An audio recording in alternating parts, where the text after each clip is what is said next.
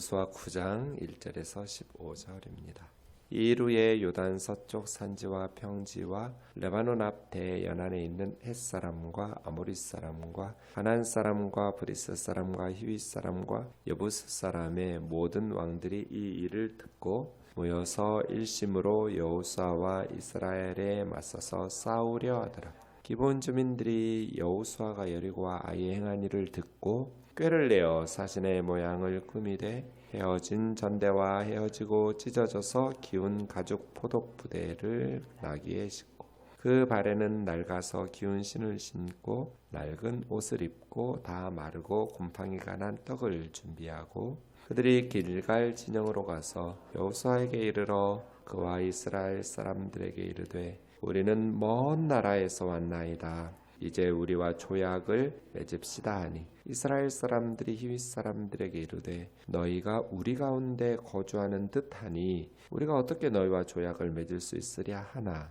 그들이 여호수아에게 이르되 우리는 당신의 종들이니이다 하매 여호수아가 그들에게 묻되 너희는 누구며 어디서 왔느냐 하니 그들이 여호수아에게 대답하되 종들은 당신의 하나님 여호와의 이름으로 말미암아 심히 먼 나라에서 왔사오니 이는 우리가 그 소문과 그가 애굽에서 행한 모든 일을 들으며 또 그가 요단 동쪽에 있는 아모리 사람의 두 왕들 곧 헤스본 왕 시온과 아스타롯에 있는 바산 왕 옥에게 행하신 모든 일을 들었음이니이다. 그러므로 우리 장로들과 우리나라의 모든 주민이 우리에게 말하여 이르되 너희는 여행할 양식을 손에 가지고 가서 그들을 만나서 그들에게 이르기를 우리는 당신들의 종들이니 이제 우리와 조약을 맺읍시다 하라 하였나이다. 우리의 이 떡은 우리가 당신들에게로 오려고 떠나던 날에 우리들의 집에서 아직도 뜨거운 것을 양식으로 가지고 왔으나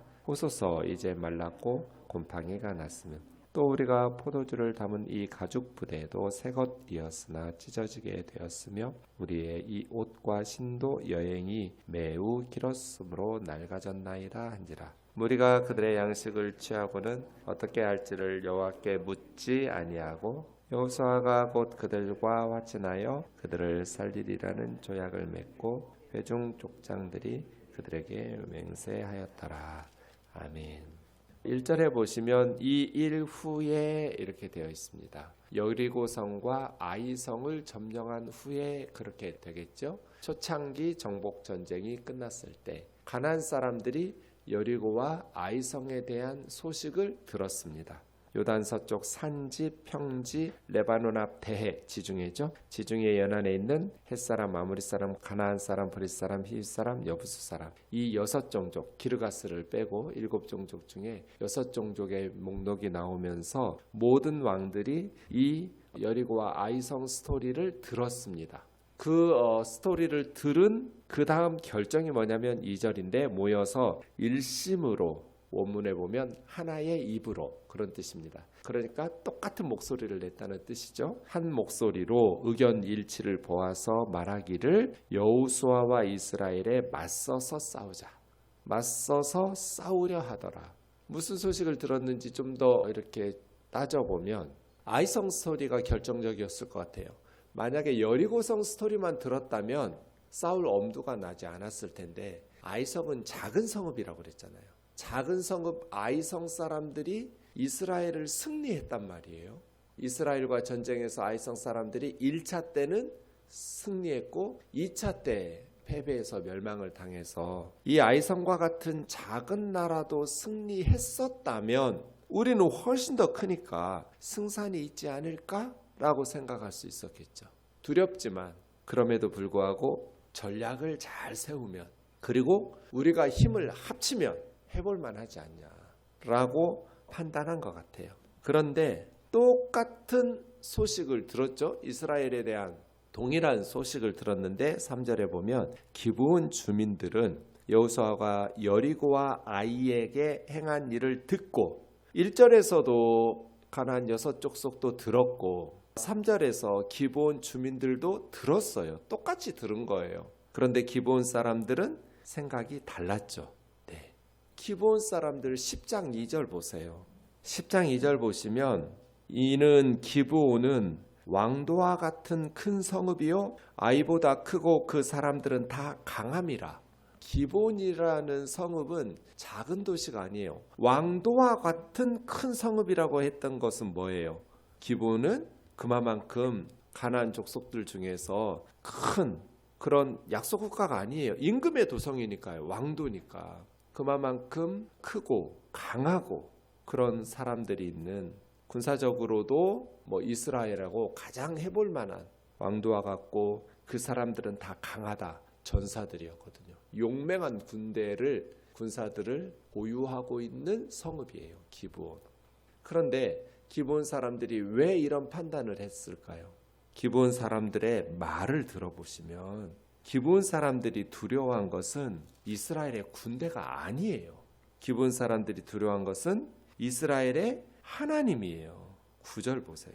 9장 9절 보시면 그들이 여호수아에게 대답하되 종들은 당신의 하나님 여호와의 이름으로 말미암아 당신의 하나님 때문에 왔다는 거예요. 여호수아의 군대가 두려운 것이 아니라 그 하나님 때문에 심히 먼 나라에서 왔사오니 이는 우리가 하나님에 대한 소문을 들었는데 하나님이 애굽에서 행한 모든 일을 들었고 하나님이 요단 동쪽에 있는 아모리 사람의 두 왕에게 행한 모든 일을 들었습니다. 여리고와 아이에서 행한 일도 들었지만 기브온 사람들은 여리고와 아이에서의 소식만 들었을 뿐 아니라 애굽에서도 그리고 요단강 동쪽 아모리 왕과 헤스본 왕 두 왕에게 행한 일도 들었는데 하나님이 행하신 거예요. 그래서 이스라엘의 군대가 두려운 것이 아니라 해볼만 하다가 아니라 이스라엘의 하나님하고는 싸울 수 없다. 우리는 반드시 죽는다. 그러면 어떻게 할 거냐는 거예요. 그래서 똑같은 소식을 들었는데 하늘이 무너져도 솟아날 구멍이 있잖아요. 분명히 기브온 사람들도 가나안 사람들도 여리고의 라합의 스토리 들었을 거예요. 거기에 지금 촉각이 곤두세워져 있는데요. 이스라엘이 당장에 눈앞에 닥친 자기들에게 위협이 되는 그러한 사건인데 거기에 촉각이 곤두서워 있었고 라합 가족 스토리, 죽을 수밖에 없었는데 살아나고 구원받았다는 소식을 듣고 기브온 사람들은 생명의 길을 선택하게 됩니다. 그래서 대부분 사람들이 멸망의 길로 맞서 싸우려고 했을 때, 선택했을 때 기브온 사람들은 하늘이 무너져도 솟아날 구멍이 있다는 말씀처럼 라합은 개인적으로 가족의 구원을 받았지만 기브온 사람들은 공동체적인 믿음에 의해서 성읍 전체가 구원을 받게 되는 그러한 선택을 하게 됩니다. 그래서예요. 기브온 사람들 이 히위 족속인데요. 예루살렘에서 한 12km 정도 서북쪽에 있는 성읍이에요. 이 기브온 사람들은 싸우려고 하기보다는 이제 살아남는 그 길을 선택하게 됩니다. 4절에 보시면 꾀를 내어서 사신의 모양을 꾸미되 헤어진 전대, 곡식, 여행용 가방이죠. 곡식 같은 걸 담는 자루예요. 찢어져서 기운 가죽 포도주 포대, 짐승 가죽으로 만드는 물병 역할하는 음료수를 담는 포도주를 담는 부대, 낡아서 기운 신발, 낡은 옷, 마르고 곰팡이 나간 떡, 이것들이 다 뭐예요? 멀리서 왔다는 증거물들이겠죠. 그걸 준비하고 길갈 진영에 여호수아에게 가서 우리는 먼 나라에서 왔습니다. 신명기에 의하면 이스라엘 족속은 가까운 가나안 7족속과는 조약을 맺으면 안 되죠. 진멸해야 돼요. 그러나 멀리 가까운 족속들과 조약을 하거나 결혼을 하면 안 되는 것은 우상숭배의 유혹자들이 되니까, 그들이 이스라엘 백성들을 우상숭배하도록 미혹할 테니까 진멸하라고 했고요. 멀리 있는 나라와는 화평을 제안하고 조약을 맺어서 조공을 받고 종으로 삼고 이렇게 하도록 되어 있습니다.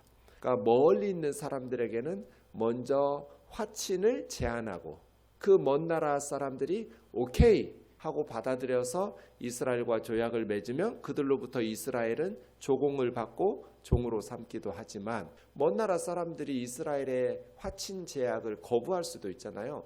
No 하면 이제 싸우는 거죠. 멀리 있는 사람들하고. 이게 두 부류로 나눠야 돼요. 가나안 족속들, 가까운 사람들은 화친을 맺으면 안 되지만 멀리 있는 사람들에게는 전쟁하기 전에 먼저 화평을 제안하는 거예요. 이스라엘이 받아들이면 조약을 맺고 거부하면 전쟁을 하고 이렇게 되어 있어요. 신명기 20장 10절에서 20절 사이에 보시면. 그러니까 멀리서 왔으니까 모세가 했던 신명기에 대한 기억이 있잖아요. 화친을 맺을 수 있단 말이에요. 그런데 의심은 하죠. 그 사람들이 너희가 가까이 있는 사람들 아니냐. 7절에 보면 우리 가운데 거주하는 듯한데 조약을 맺을 수 없다. 그래서 그들이 우리는 당신들의 종들입니다. 우리 좀 거두어 주세요. 누구며 어디서 왔냐? 당신의 하나님 하면서 말씀드린 것처럼 소문을 들었습니다. 10절에서도 들었습니다. 그래서 11절 우리 장로들과 우리나라 모든 주민이 우리를 사신으로 삼아서 대표로 당신에게 보내서 여행할 양식 가지고 만나서 당신의 종들이니 노예가 되겠다는 거죠. 종이 되겠습니다. 조약을 맺어서 우리에게 조공을 받고 그렇게 화친합시다. 이 떡 당신에게 오던 날에 만든 떡이어서 따끈따끈했었는데 지금 얼마나 멀리서 왔으면 곰팡이가 나고 다 지금 말라 비틀어지지 않았습니까? 포도주 담은 가죽 부대 출발할 때는 새 것이었는데 보십시오. 다 찢어지기 일보 직전 아닙니까? 옷과 신발도 여행이 매우 길어서 낡아졌습니다. 근데 한 가지 특이한 것은 왕이 없어요. 기브온의 왕. 11절에도 보시면 장로들과 주민들 이야기만 나오죠. 3절에도 보시면 기브온 주민들이, 그러니까 기브온 스토리에는 왕이 등장하지 않아요. 기브온 왕. 왜 그랬을까요? 왕은 이런 식으로 화친하면 잃을 게 제일 많은 사람이 왕이잖아요. 혹시라도 실패하면 큰일 나고. 그러니까 큰 성읍의 왕이니까 또 군사들도 막강하니까 왕은 싸우고 싶을 수도 있죠. 다른 나라 왕들과 합세해서 다른 여섯 족속처럼, 여기도 희위 족속이니까 여섯 족속에 들어가잖아요. 1절의 여섯 족속에. 이 기브온 왕도 같이 가나안 왕들처럼 싸우고 싶은 생각이 있었던 것 같아요. 자기는 잃을 게 많으니까. 그런데 이런 거 이제 집단 지성이라고 하죠. 왕이 등장하지 않는 이유가 아마도 왕은 이 일에 적극적으로 동의하거나 찬성하지 않은 것 같아요. 그런데 기본 사람들, 백성들이 집단 지성을 발휘해서 이렇게 누구를 위해서 왕이 존재해야 되는가? 백성들을 위해서 존재해야죠. 저 북한이 누구를 위해서 핵무기를 개발하고 미사일을 개발해요? 백성들이 먹을 것도 없는데 굶어 죽고 있는데 리더들이 백성들을 살리기 위해서 고생시키지 않고 굶주리지 않고 죽지 않고 살려내기 위해서 리더들이 헌신해야 되는데, 그러려면 저 북한은 개혁과 개방이 정답이잖아요. 외국과 교류하고 무역하고 그렇게 해서 개혁 개방을 통해서 북한은 자원이 많고 또 싼 노동력과 인력이 있기 때문에 또 우리나라 국민성이 정말 열심이고 부지런하고 손재주 있고 머리가 좋기 때문에 개혁과 개방만 하면 저 북한은 금방 경제적으로 굶주림에서 벗어날 수 있을 것 같은데 전문가들이 다 그렇게 예상하고 있는데 남쪽보다도 조건들이 훨씬 좋은, 경제적으로 잘 살 수 있는 조건들이 많이 갖춰져 있는데도 저 북한이 누구를 위해서 저렇게 쇄국 정책을 하면서 그래요? 김정은의 그 일가를 위해서, 한 줌도 안 되는 왕과 그 무리들을 위해서 저런 모습으로 살아가고 있잖아요. 그러니까 가나안 족속들이 똑같이 이스라엘에 대한 소문을 들었는데 백성들을 전쟁터로 내몰고 다들 죽음으로 끝나게 하는 것은 왕들의 욕심과 기브온처럼 해야 되는 거죠. 근데 기브온도 왕의 이름은 안 나와요. 백성들의 집단 지성이에요. 우리 이 길 밖에는 없다. 이스라엘의 하나님 여호와의 소문 못 들었냐? 그 하나님하고 우리는 싸우다고 덤비다가는 우리는 반드시 진멸을 당한다. 그러니 이런 꾀를 내게 된 것이죠. 그래서 14절에 무리가 그들의 양식을 취하고 어떻게 할지 여호와께 묻지 아니하고, 여호와께 묻지 않고 싸우러 아이성에 갔다가 패배했잖아요. 한번 좀 전에 경험이 있잖아요. 그런데 여호수아도 족장들도 또 묻지 않는 거예요. 하나님 앞에 기도했어야죠. 그들을 살리리라는 조약을 맺고 회중 족장들이 그들에게 맹세하였더라. 그러니까 그러니까 여호수아 혼자 한 것이 아니라 족장들 중에도 하나님 앞에 기도해 보자고 막아선 사람이 하나도 없었던 거예요. 여호수아를. 그 많은 족장들 중에 하나님 앞에 여쭤보자 라고 말한 사람이 아이성에게 여쭤보지 않고 전쟁하러 갔다가 우리 대패하지 않았냐, 하나님께 여쭤보고 하나님의 말씀대로 순종했을 때 대승을 거두지 않았냐, 이렇게 말하는 족장이 한 사람도 없었다는 거예요. 그래서예요. 자존심을 다 내려놓고 왕도와 같은 큰 성읍이었고 강한 군대를 보유한 강력한 나라였음에도 불구하고 기브온 사람들은 자존심을 다 내려놓고 노예가 되어 살아나기로 작정을 했는데, 차라리 그렇게 사느니 죽는 게 낫지 않아? 그렇게 생각하지 않았어요. 우리 아이들 살려야 하지 않냐, 우리 백성들 살려야 하지 않냐, 우리 저 하나님 섬기자. 무능한 우리 신주단지처럼 모시고 살던 우리 우상, 우리 신 버리고 이제 이스라엘의 하나님 여호와를 섬겨서 종이 되더라도. 그래서 여러분, 이 기브온 사람들이 이제 내일 살펴보겠지만 성전에서 일하는 종이 돼요. 그때는 뭐 예루살렘 성전은 없었지만 언약궤가 있는 실로와 같은 그런 하나님을 예배하는 예배처소, 그리고 이스라엘 백성이 돼요. 기브온 사람들이 계속해서 하나님을 섬기는 이스라엘 백성이 되다가 언제까지 되냐면요, 구약 성경 끝날 때까지 돼요. 그러니 신약 성경 시작할 때도 다 이스라엘 백성들이 예수님의 복음을 듣게 되는 것이죠. 에스라, 느헤미야 70년 동안 바벨론 포로로 끌려갔다가 돌아온 사람들 중에 에스라와 느헤미야 보면 기브온 사람들이 있어요. 그러니까 기브온의 후손들은 살아남아서 하나님을 섬기는 구원받은 하나님의 백성이 되었어요. 그래서 저는 좀 조심스럽지만 분명히 하나님께 묻지 않았다라고 책망하고 있어요. 여호수아서에는 하나님 앞에 기도하며 이 기브온 사람들에 대해서 물었어야 돼요.